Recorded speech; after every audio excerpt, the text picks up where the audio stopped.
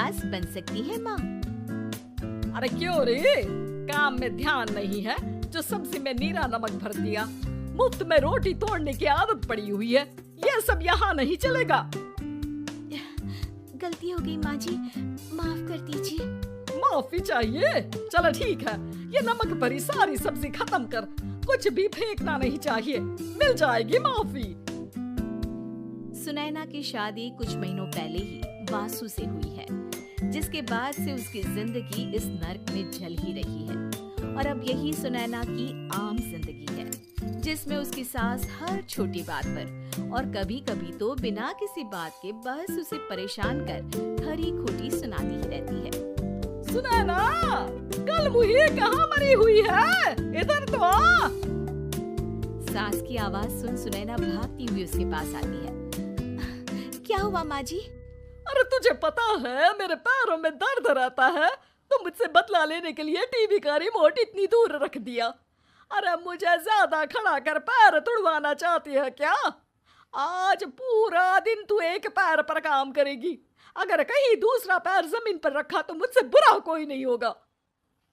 सास और सुनैना की ये कहानी उसकी ननद सिम्मी बहुत करीब से देख रही होती है, जिस वजह से उसके मन में ससुराल और सास के लिए डर बनने लगता है। इसी तरह दिन बीतते हैं। एक शाम वासु और सुनैना साथ बैठे होते हैं।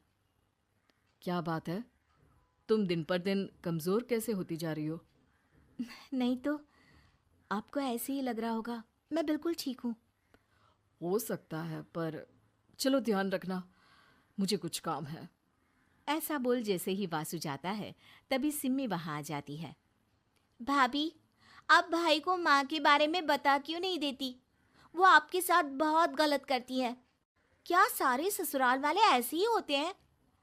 भाभी, मुझे तो शादी नहीं करनी, बहुत डर लगता है मुझे। अरे तुम बेकार ही टेंशन ले रही हो, ऐसा कुछ नहीं है।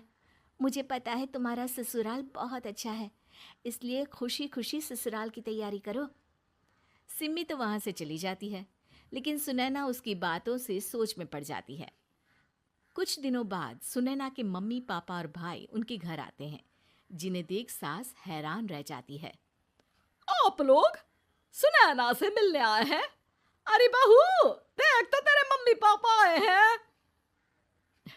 जी नहीं, आज हम यहाँ लड़की नहीं लड़के वाले बनकर आए हैं। हाँ माँ, मैंने ही सिम्मी और शरद के रिश्ते की बात मम्मी पापा से की थी। शरद हमारी सिम्मी के लिए परफेक्ट है।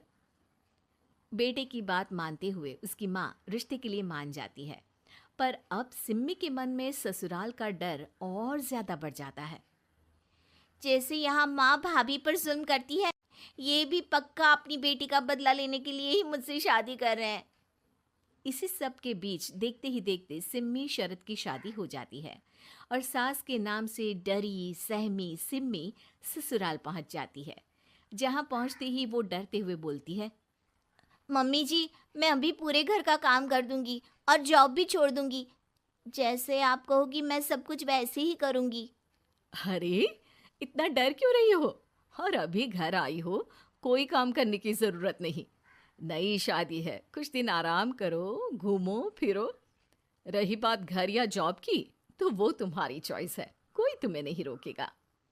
सास का ऐसा व्यवहार देख सिम्मी हैरान रह जाती है और अपनी भाभी सुनैना का ससुराल में पहला दिन सोचने लगती है। चलो हो गया कार्यक्रम खत्म, जा वासु आराम कर।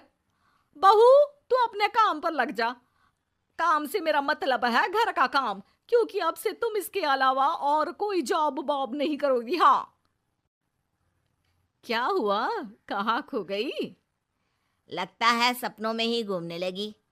बताती हूँ तुझे अभी। मेरी बेटी का मजाक बनाएगा? सपने में क्यों, असलियत में घुमा कर ला, जा। ससुराल की ऐसी इमेज सिम्मी ने कभी सपने में भी नहीं सोची थी।